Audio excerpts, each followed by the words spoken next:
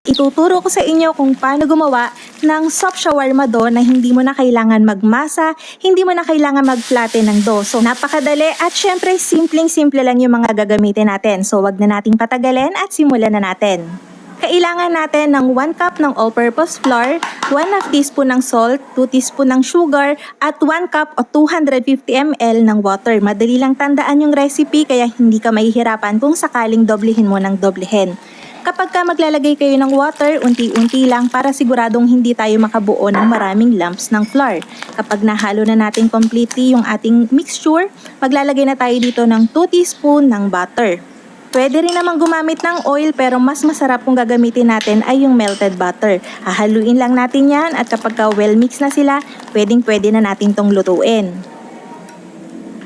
Gagamit ako ng non-stick pan so hindi na natin kailangan mag-oil ng ating kawali. Tapos, para ma-flatten nyo ng maayos, mapanipis nyo yung ating butter, huwag nyo munang papainitin yung kawali natin.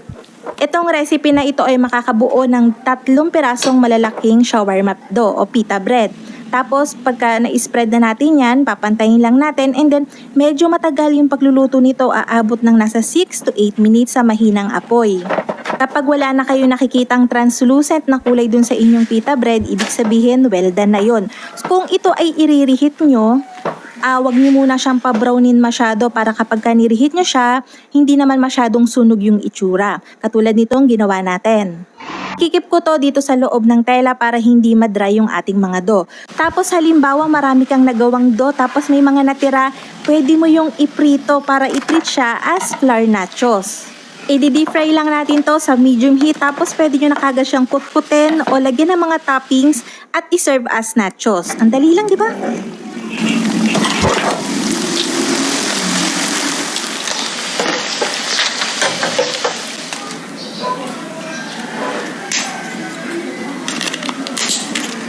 Meron na tayong pita bread kaya ano pang gagawin natin? Idiretso na natin to sa paggawa ng shawarma. Meron ako ditong 250 grams ng ground pork.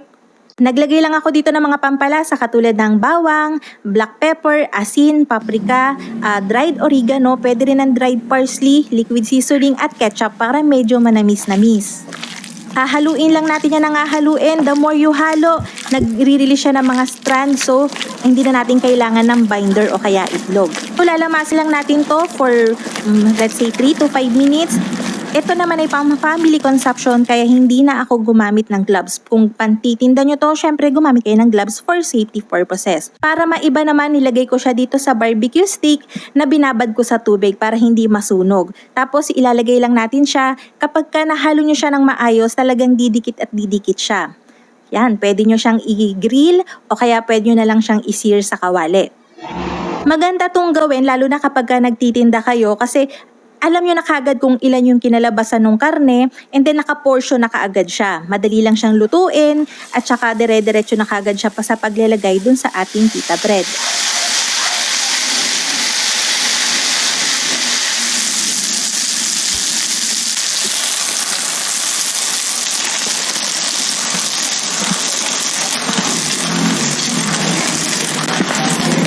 After nyan, magtitimpla na tayo ng ating sauce. Madaling-madali lang to, Filipino style. Meron ako ditong bawang. Maglalagay ako dito ng 1/4 cup ng mayonnaise, 2 tablespoon ng sriracha o kaya ng hot sauce.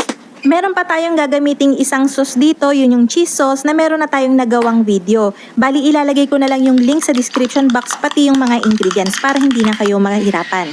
So, pagkatapos nyan, magpiprepare na tayo ng ating mga gulay.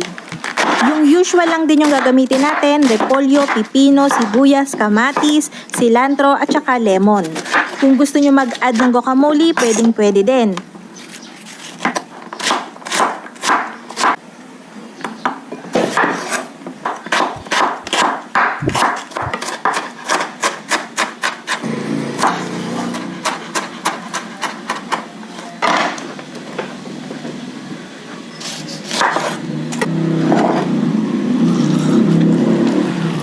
Tinimplahan ko lang ng asin at saka paminta yung ating salsa and then halo-halo lang at pwede na natin siyang gamitin.